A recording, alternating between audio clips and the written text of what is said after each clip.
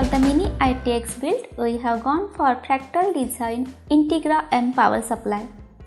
It is a 650 watt semi-modular power supply with a 80 plus bronze rating.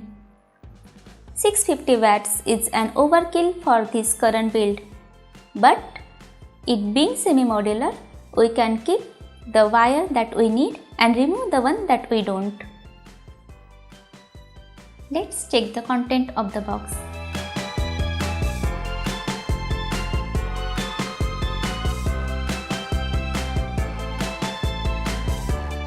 I am pretty impressed with how good they have packed it with protection foam.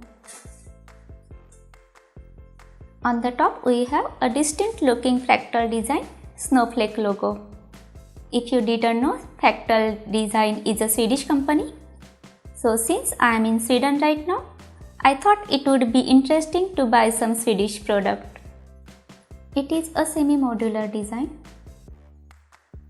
The fixed cables include 20 plus 4 pins and 12 volt ATX connectors which goes into the motherboard, and also 2 PCI Express 6 plus 2 connectors. It has a large fan at the bottom which should provide adequate cooling. This power supply is pretty compact with only 14 cm length, leaving us enough room to fit normal size graphic card in a mini ITX build. In the box we get a power supply cable, 2 cables with the total of 6 SATA power connectors, an additional PCI Express 6 plus 2 cable, and finally one cable with 2 Molex connectors.